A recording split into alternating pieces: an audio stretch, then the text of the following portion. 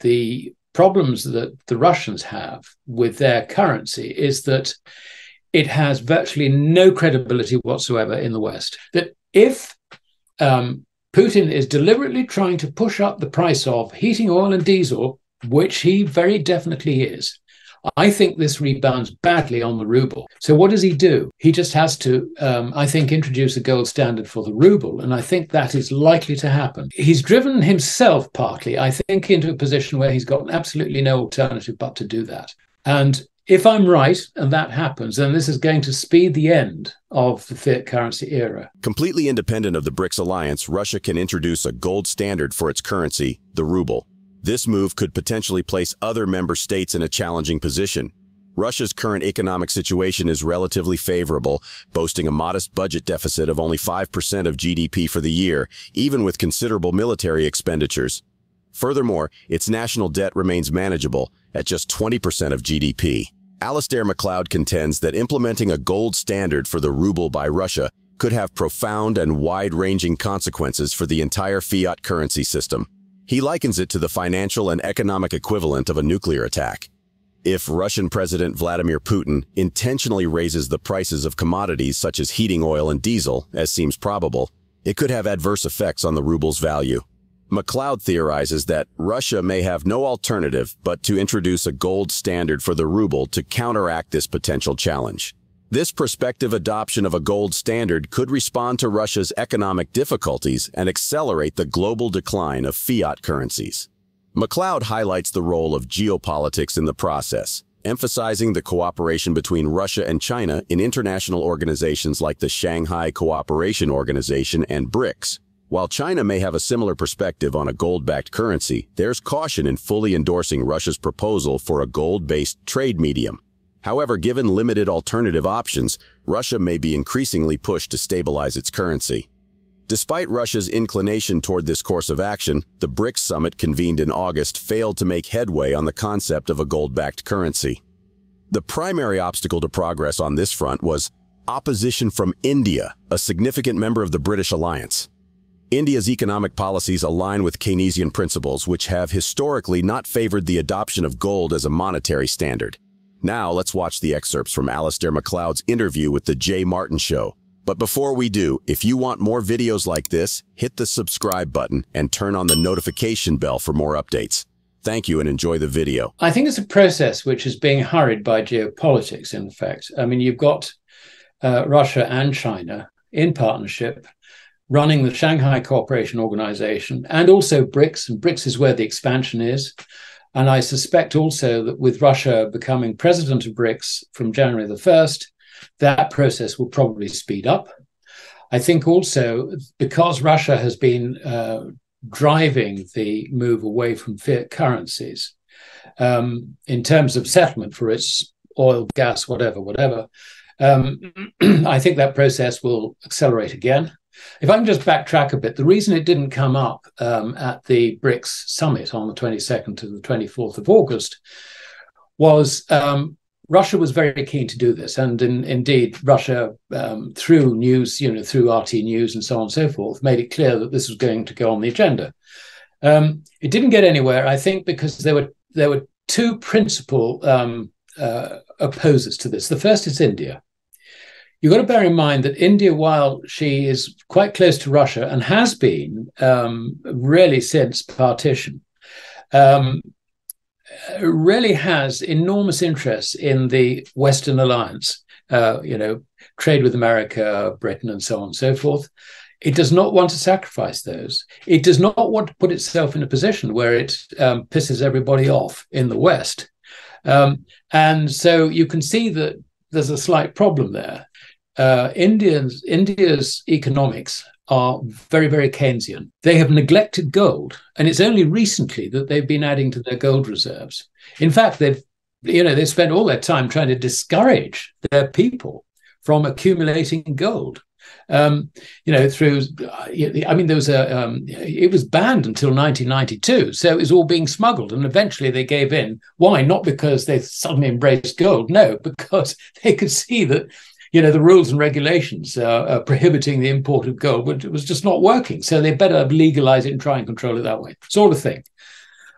So they are anti-gold. So you can see that Russia trying to introduce some sort of trade settlement currency, backed by gold, denominated in gold, whatever you like, really had a lot of opposition from the Indians. So, that I think has been put on the back burner. To my mind, that was, as far as the Russians are concerned, that's plan A. And that's because India finds itself not in a position to have influence in a commodity-driven economy. Okay. Well, it's not just that. I mean, intellectually, she's Keynesian and doesn't accept the idea that because if you back your currency with gold, then effectively you're moving yourself from the state theory of money to natural money, the money of the people. Now, as a controlling state doesn't want to do that. I mean, this is why we've got fiat currencies. Yeah. So you can see that the Keynesians in India really don't like that idea. It's not in their psyche at all. And they don't really understand the economics of it. They don't understand how to handle it. And their gut reaction is saying, no, under no circumstances are we going to sanction this. Energy prices are currently experiencing a deliberate increase orchestrated through a collaboration between Russia and Saudi Arabia within the OPEC Plus alliance. As key players in OPEC Plus, these two nations initiated a reduction in oil production by 2 million barrels per day earlier this year, followed by an additional cut of 1.3 million barrels per day. This reduction in oil supply has significant consequences, especially concerning distillers like heating oil, which are critical as the winter season approaches.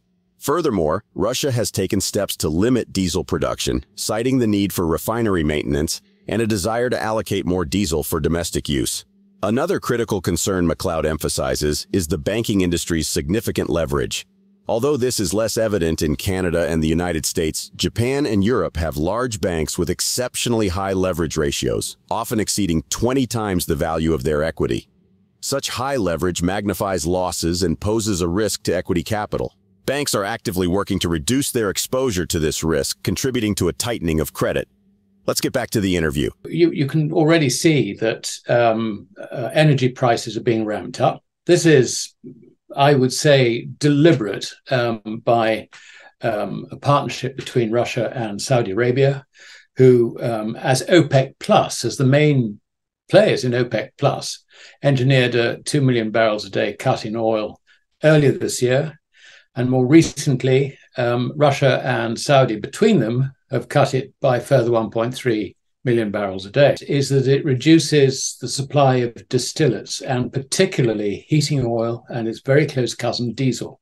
Heating oil is obvious. I mean, we're getting into the new winter, and stocks aren't there, really. I mean, there isn't, if you like, a buffer of stock to see us through the winter. I mean, we've been turning our backs on fossil fuels and all the rest of it. So we rather sort of missed that one.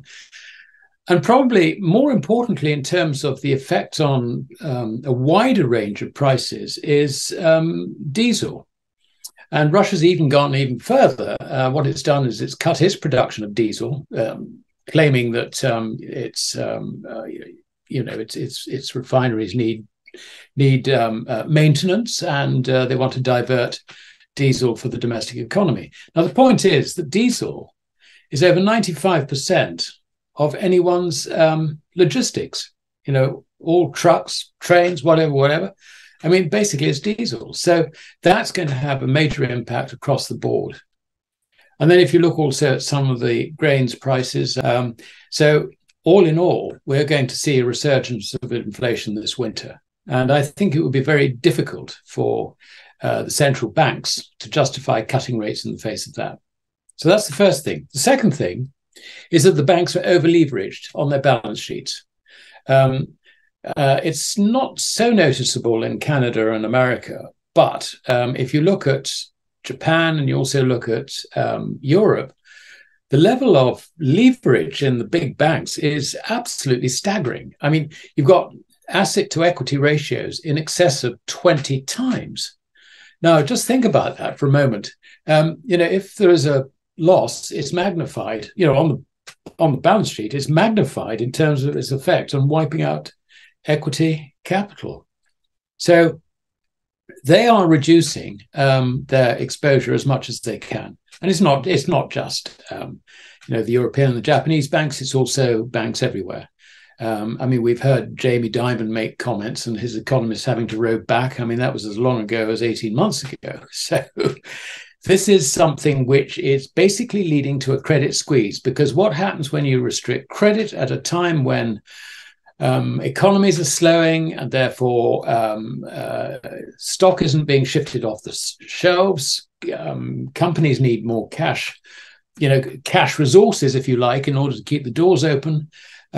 What happens? Basically, you've got a credit crunch. You are going to have, irrespective of what the central banks do, you're going to have rising interest rates. At the real end, when you go and ask your bank for some money, he's going to say no. That's going to be his first answer. And his second answer is, well, we can let you have a sum, but it's going to come at a cost. And so I just don't see interest rates dropping for some considerable time. Russia's potential shift to a gold standard for its currency, the ruble, carries profound implications for the global financial landscape. This move, irrespective of BRICS alliances, could be a seismic disruption to the prevailing fiat currency system. What are your thoughts on the potential impact of Russia adopting a gold standard for its currency? Share your observations in the comments section below. Also, ensure you like this video, subscribe to the channel, and turn on post notifications for more videos like this. Thanks for watching.